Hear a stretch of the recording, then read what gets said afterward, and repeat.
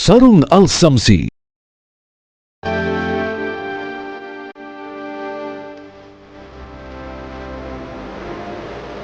rumah mewah di Komplek Grand Polonia, Jalan Perhubungan Udara, Kecamatan Medan Polonia, Senin sore meledak dan hancur berantakan. Diduga disebabkan oleh gas bawah tanah yang bocor.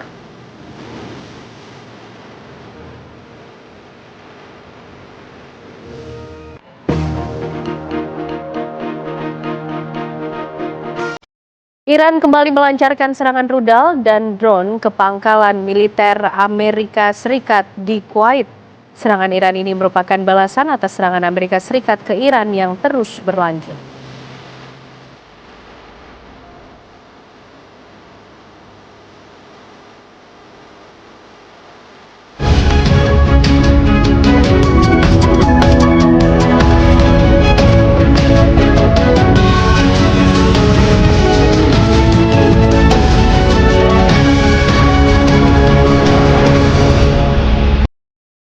Halo, selamat malam pemirsa. Selain 2 kabar utama tadi, kami juga akan menghadirkan serangkaian kabar penting lainnya.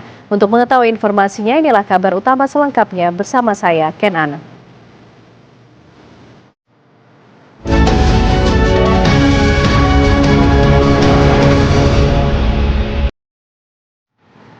Ledakan hebat terjadi di sebuah rumah mewah di perumahan Grand Polonia di Jalan Mustang, Kecamatan Medan Polonia, Kota Medan pada Senin sore.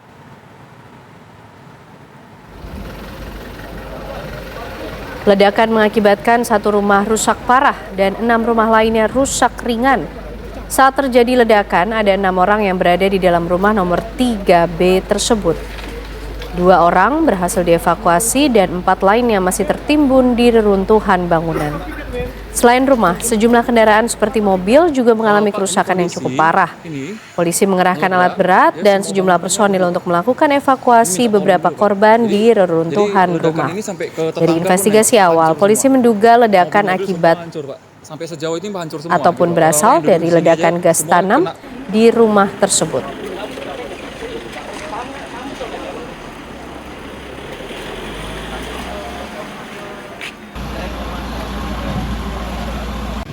Ledakan di perumahan Grand Polonia yang disebabkan dari hasil investigasi awal. Sekarang ini masih berlangsung. Hasil investigasi awal adanya kebocoran dari pipa gas tanam atau pipa gas bawah tanah. Tadi kami sudah masuk dengan menggunakan alat pendeteksi gas, memang terdeteksi di situ. Namun demikian, ini dugaan baru investigasi awal, dan akibat itu ada beberapa rumah yang terdampak pecahan serpihan kacanya. Bagaimana kondisi terkini pasca kebocoran gas tanam di sebuah perumahan di Polonia, Medan, Sumatera Utara? Kami ajak Anda bergabung bersama dengan jurnalis TV One, ada Wana Sari. Selamat malam, Wana. Bagaimana kemudian kondisi saat ini di lokasi ledakan? Ken, Ana dan pemirsa, hingga malam ini pihak kepolisian masih melakukan investigasi lanjutan pasca ledakan dahsyat yang terjadi di sebuah rumah di perumahan Grand Polonia, Medan Polonia pada sekitar pukul 3:30 waktu Indonesia Barat sore tadi.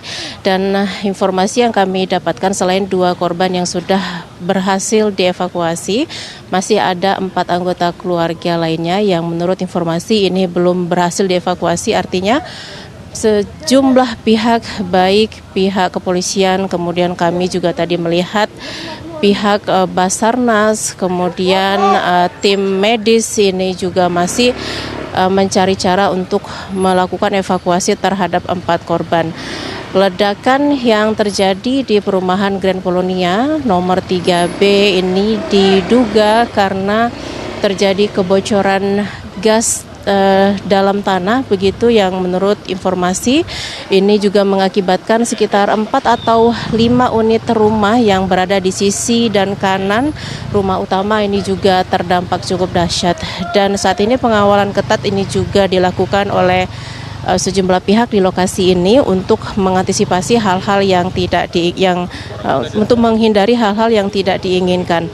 Dan sejauh ini untuk korban yang berhasil dievakuasi ini juga sudah dibawa ke rumah sakit untuk mendapatkan perawatan. Namun kami juga belum mendapatkan data resmi siapa pemilik rumah ini, kemudian bagaimana peristiwa ledakan tersebut bisa terjadi.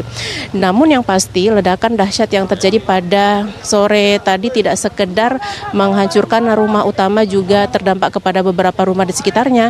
Kami juga mendapatkan informasi bahwa ledakan tersebut juga menghancurkan beberapa mobil yang terparkir di sekitar rumah di dalam komplek ini. Ken Ana. Ya, Wana, lalu apalagi upaya yang saat ini tengah dioptimalkan di sana? Kianana dan pemirsa, menurut informasi yang kami dapatkan saat ledakan terjadi tidak menimbulkan percikan api, dan namun begitu kami juga di sini melihat petugas dari tim pemadam kebakaran yang juga turut membantu untuk melakukan evakuasi ataupun mencari korban yang saat ini masih dalam reruntuhan begitu. Dan di sini pengawalan ketat tidak hanya diberlakukan ataupun bagi warga sekitar, tetapi pihak-pihak yang tidak berkepentingan juga tidak boleh mendekati lokasi begitu, mengingat pihak ataupun petugas-petugas terkait ini masih melakukan evakuasi maupun mensterilkan lokasi utama dari warga yang berupaya untuk mendekat. Bahkan kami juga hanya bisa melaporkan persis dari gerbang utama ataupun gerbang depan utama, pintu masuk begitu, dan tidak bisa masuk ke dalam. Selain itu juga kami melihat tim laboratorium forensik juga sudah masuk ke dalam, kemudian terdapat beberapa mobil ambulans yang sudah standby. Ken Ana dan pemirsa, 4 korban tersebut kami belum mengetahui bagaimana kondisinya. Bahkan kami coba mencari tahu apakah terdengar suara ataupun untuk mengetahui setidaknya bagaimana kondisi 4 korban yang saat ini belum berhasil dievakuasi. Ken Ana. Baik, terima kasih Wana Sari mengabarkan dari Medan, Sumatera Utara. Pemirsa, warga menemukan pelampung dan gabus diduga kuat milik penumpang KM Nurul Salsa di Pulau Kosong, Desa Sabalana, Kabupaten Pangkep. Di bagian pulau tak berpenghuni di Desa Sabalana ditemukan pelampung dengan ciri khusus yang bertuliskan KM Nurul Salsa. Bahkan salah seorang dalam video penemuan ini mengatakan ada jejak kaki di lokasi penemuan pelampung dan gabus. Kuat dugaan jejak kaki ini milik penumpang KM Nurul Salsa yang tenggelam di perairan Polasi, Kabupaten Selayar. Hingga saat ini rincian korban KM Nurul Salsa adalah 59 selamat, 1 meninggal dunia dan 18 orang masih dalam pencarian.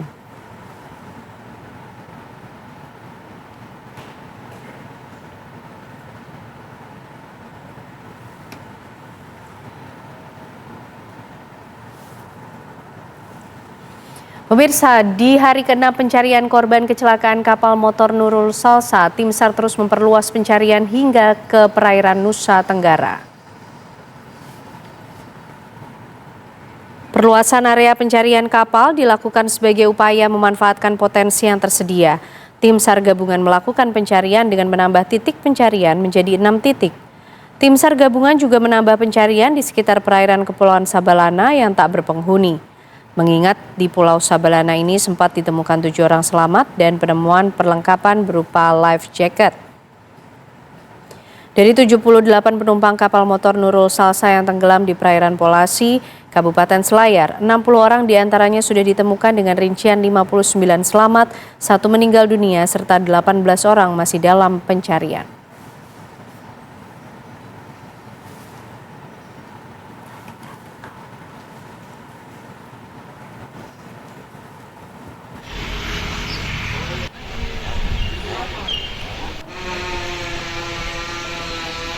Tanggal 20 jadi ada tim tergabung menunjukkan Pacitan 102 search area pencariannya di titik koordinat segitu titik koordinat.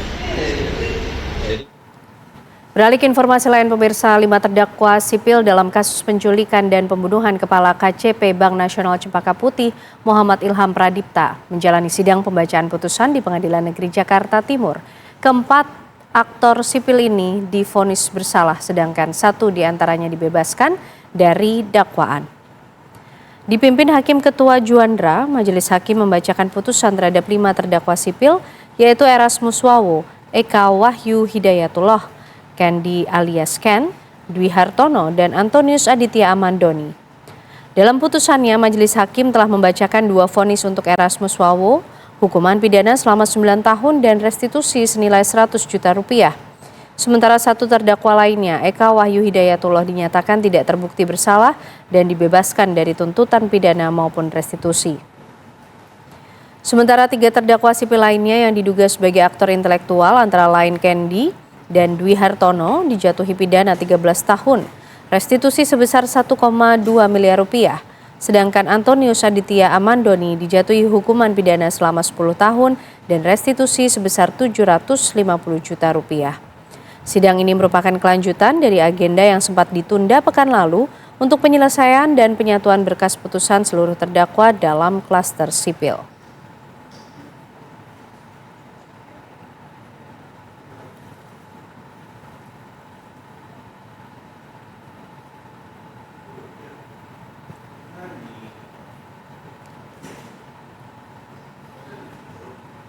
Hakim Tunggal Pengadilan Negeri Jakarta Selatan menolak gugatan pra-peradilan yang diajukan Roy Suryo terhadap Polda Metro Jaya dan Kejaksaan Tinggi DKI Jakarta.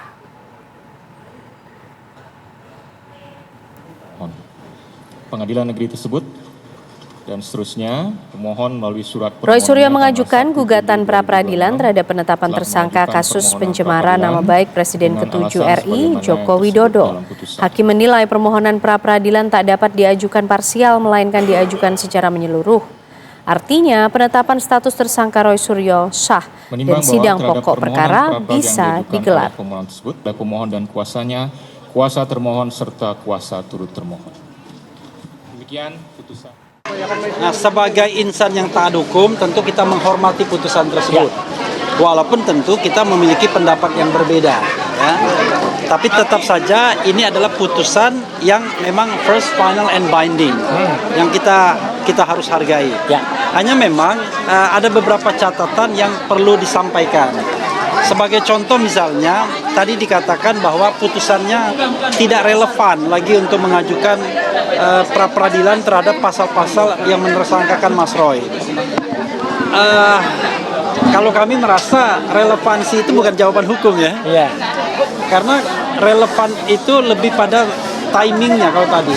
Tadi kan dikatakan kenapa waktu ditetapkan sebagai tersangka pada tanggal 7 November 2025 tidak segera mengajukan pra-peradilan. Seorang pria di Medan tega membakar ayah kandungnya sendiri. Kami hadirkan informasi selengkapnya usai jeda. Penyidik Komisi Pemberantasan Korupsi menyegel ruang kerja Bupati Lombok Barat lalu Ahmad Zaini di gedung pemerintahan Giri Menang, Kabupaten Lombok Barat pada Senin pagi. Sejak Senin pagi, pintu utama ruang kerja Bupati Lombok Barat lalu Ahmad Zaini dipasangi segel oleh tim KPK. Penyegelan ini membuat aktivitas di sekitar kantor Bupati terlihat lebih lengang dibanding biasanya. Kabarnya, sesaat sebelum ditangkap KPK, Bupati Lombok Barat sempat mengikuti nonton bareng final Piala Dunia dengan masyarakat di depan pendopo Bupati. Juru bicara KPK Budi Prasetyo menyatakan dalam OTT KPK itu diamankan 19 orang.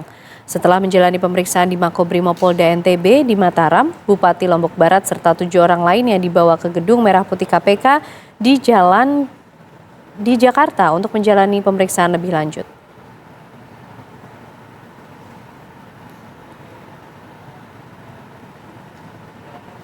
Kegiatan penyelidikan tertutup yang kemudian terjadi peristiwa tertangkap tangan di wilayah Kabupaten Lombok Barat, Nusa Tenggara Barat. Di mana dalam rangkaian peristiwa tertangkap tangan tersebut, tim mengamankan sejumlah 19 orang yang kemudian 7 diantaranya malam ini akan dibawa ke gedung KPK Merah Putih untuk dilakukan pemeriksaan lebih lanjut. Adapun dari pihak yang diamankan tersebut, diantaranya adalah Bupati Lombok Barat. Selain mengamankan para pihak, tim juga mengamankan barang bukti, diantaranya dalam bentuk uang tunai dalam pecahan rupiah dan juga beberapa dokumen yang diduga terkait dalam perkara ini. Adapun perkara ini diduga berkenaan dengan penerimaan yang dilakukan oleh Bupati terkait dengan proyek-proyek yang ada di lingkungan Kabupaten. Untuk mengetahui informasi terbaru mengenai operasi tangkap tangan KPK terhadap Bupati Lombok Barat, kami ajak Anda bergabung dengan reporter TV One Yolanda Chaniago. Selamat malam Yolanda, apakah kemudian Bupati Lombok Barat ini sudah berada di gedung KPK Jakarta bersama dengan tersangka lain? Ya baik, selamat malam Ken Ana dan juga pemirsa. Pada malam hari ini kita masih sama-sama menunggu bagaimana KPK tiba bersama 7 orang tersangka dari 19 orang yang diamankan melalui operasi tangkap tangan di wilayah Lombok Barat, Nusa Tenggara Barat yang dilakukan pada Senin 20 Juli 2026 hari ini tepatnya. Di mana kita masih sama-sama menunggu dari konfirmasi terakhir yang kami dapatkan dari pihak Komisi Pemberantasan Korupsi ini memang sebentar lagi ke-7 orang dari 19 orang tersangka tersebut akan tiba di gedung KPK Merah Putih, dan dari ke-7 orang ini salah satunya ada Bupati Lombok Barat yaitu Ahmad Zaini, di mana memang dari informasi yang disampaikan oleh juru bicara Komisi Pemberantasan Korupsi ini mengatakan bahwasanya operasi tangkap tangan ini dilakukan di wilayah Lombok Barat, Nusa Tenggara Barat, di mana dalam proses operasi tangkap tangan tersebut ini KPK berhasil mengamankan uang ratusan juta dan juga dokumen-dokumen penting lainnya. Dalam operasi tangkap tangan ini juga dilakukan terkait dugaan adanya penerimaan dalam proyek-proyek yang dilakukan di pemerintahan Kabupaten Lombok Barat, Nusa Tenggara Barat. Adapun kita masih sama-sama menunggu bagaimana ke-7 orang yang diamankan dari 19 orang saat proses operasi tangkap tangan berlangsung di Lombok Barat ini tiba di gedung KPK Merah Putih Jakarta untuk kemudian dilakukan pemeriksaan lebih lanjut. Kami masih sama-sama menunggu bagaimana nantinya ke-7 orang tersebut tiba di gedung KPK untuk dilakukan proses pemeriksaan lebih lanjut. Memang dari informasi terakhir yang didapatkan pada saat proses OTT ini Komisi Pemberantasan Korupsi berhasil mengamankan setidaknya 19 orang yang diduga terlibat dalam atau terkait penerimaan proyek-proyek yang berlangsung di wilayah pemerintahan Kabupaten Lombok, Nusa Tenggara Barat. Sementara demikian, Ken Ana kembali ke studio. Terima kasih Yolanda Chaniago. Kita tunggu informasi terbaru dari gedung KPK Jakarta. Pemirsa, seorang pria di Medan tega membakar ayah kandungnya sendiri. Aksi keji sang anak diduga dipicu karena pelaku ditinggal istrinya.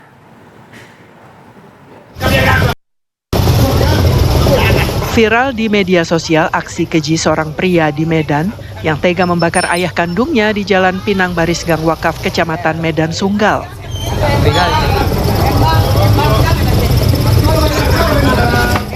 Pelaku ET, 38 tahun, diduga stres karena ditinggal istrinya menikah lagi, tega membakar YL 60 tahun, ayah kandungnya sendiri.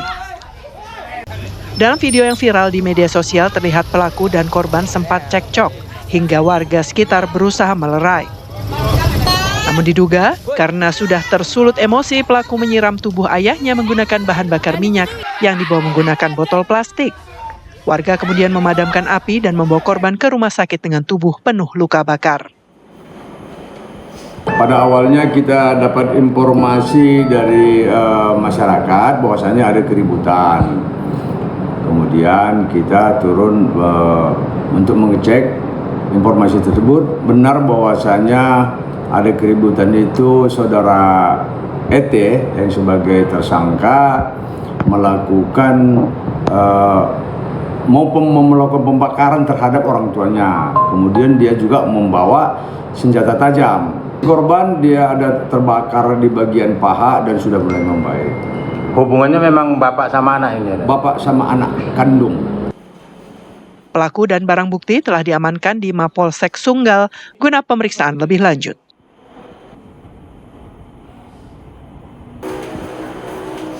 Dari Medan, Sumatera Utara, Heri Kiswanto, TV One mengabarkan. Iran kembali melancarkan serangan rudal dan drone ke pangkalan militer Amerika Serikat di Kuwait. Kami hadirkan informasinya sesaat lagi. Presiden Prabowo Subianto menggelar sidang Kabinet Paripurna di Kompleks Istana Kepresidenan pada hari ini.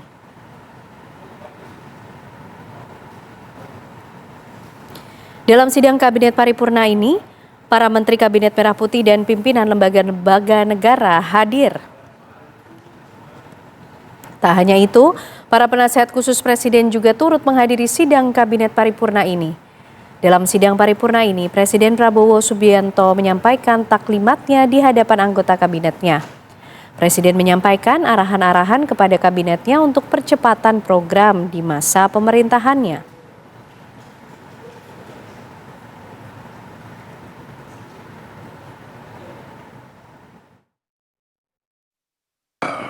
Dihadapi dengan masalah yang sangat besar.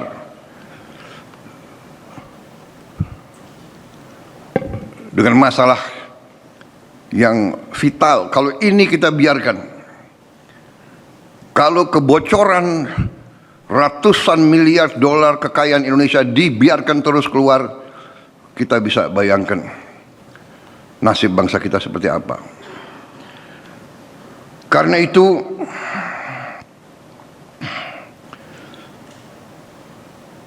saya ingatkan, kita diberi mandat untuk menyelesaikan masalah, dan seharusnya kita bangga bahwa ternyata dalam kurun waktu ini telah banyak masalah dan kesulitan yang telah kita selesaikan. Mungkin hitungan kita terakhir lebih dari 108 masalah, 110 masalah yang kita selesaikan dalam 1 tahun lebih, 18 bulan pemerintahan kita. Ini prestasi yang bukan kecil. Kita rendah hati. Kita tidak mau menupuk-nupuk dada. Kita tidak mau dan kita tidak boleh besar kepala, tidak boleh sombong. Itu watak kita sebenarnya, watak bangsa kita. Ojo dumeh. Tetapi kalau kita berprestasi, kita harus akui bahwa kita berprestasi. Tidak ada bangsa lain yang akan menghormati kita kalau kita tidak menghormati bangsa kita sendiri. DPR memanggil Menteri dan pimpinan BUMN sektor transportasi. Pemanggilan ini menyusul adanya laporan krisis dana subsidi operasional untuk kapal perintis yang terancam melumpuhkan konektivitas masyarakat di pulau-pulau terluar Indonesia. Kondisi itu dinilai sangat mendesak mengingat kapal perintis merupakan urat nadi utama transportasi dan distribusi logistik bagi masyarakat yang berada di wilayah kepulauan dan pulau-pulau terluar. Pemerintah bersama pimpinan DPR telah menyepakati penambahan anggaran untuk memenuhi kebutuhan transportasi penyeberangan perintis. Biar ketangani semua. Kita untuk operasional serahkan sepenuhnya ke Pak Dirut. Pak Dirut bagaimana? Beliau siap dan menurut beliau itu di seluruh sisinya seperti kita dipakai. Informasi lainnya pemirsa, Persatuan Wartawan Indonesia atau PWI Pusat resmi melaporkan Hotman Paris yang dianggap telah menyinggung dan merendahkan profesi wartawan. Pernyataan yang menyebut wartawan tidak memiliki otak dinilai menyakiti dan tidak dapat dibenarkan. Meski Hotman Paris telah menyampaikan permohonan maaf, namun PWI menilai permintaan maaf tersebut belum tulus dan hanya bersifat formalitas. Oleh karena itu, PWI Pusat sepakat untuk menempuh jalur hukum agar permasalahan ini menjadi terang benderang. Laporan ini diajukan oleh perwakilan pengurus PWI Pusat termasuk bidang hukum, Bendahara Umum, Direktur Anti Kekerasan Wartawan, serta jajaran lainnya. Mereka menegaskan kebebasan berpendapat tidak boleh digunakan untuk menghina profesi wartawan. Sebagai bukti awal, pihak PWI menyertakan video yang telah beredar luas yang berisi pernyataan dan sikap marah terhadap wartawan. Video tersebut akan diserahkan kepada penyidik untuk ditindaklanjuti. Terkait pasal yang diterapkan, pihak PWI masih akan berkonsultasi dengan penyidik dengan kemungkinan mengarah pada Undang-Undang ITE atau KUHP terkait penghinaan dan perendahan martabat.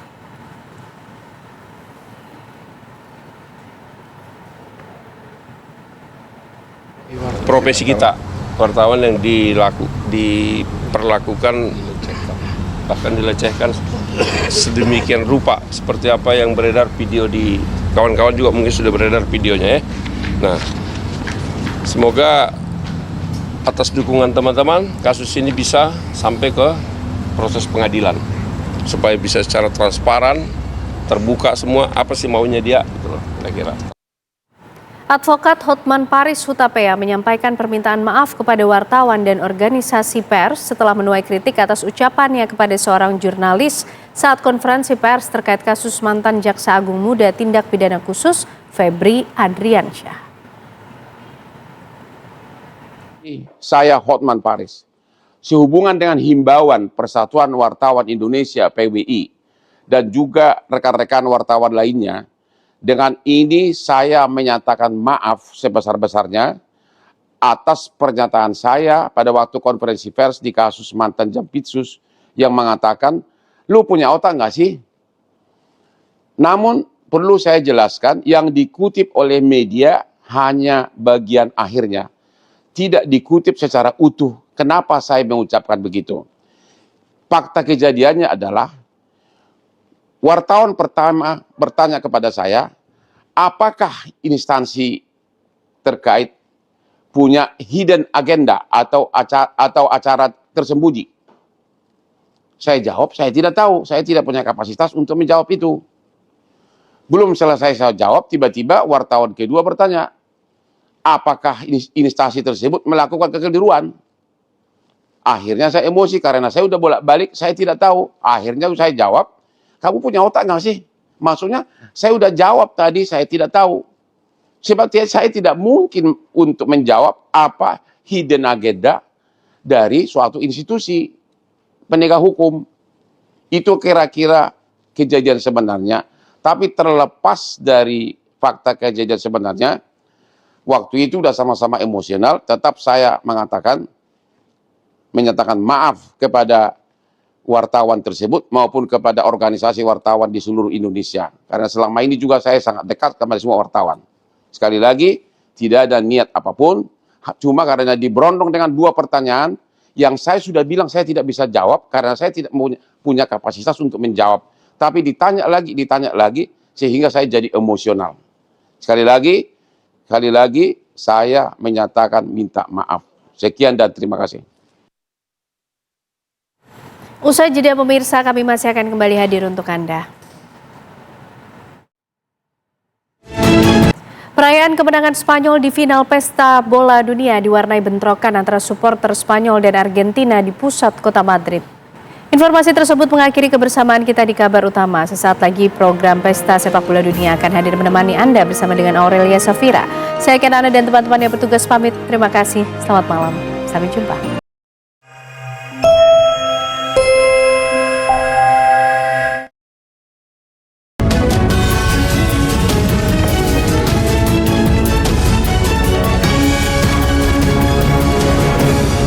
Didukung oleh Sarung Al Samsi,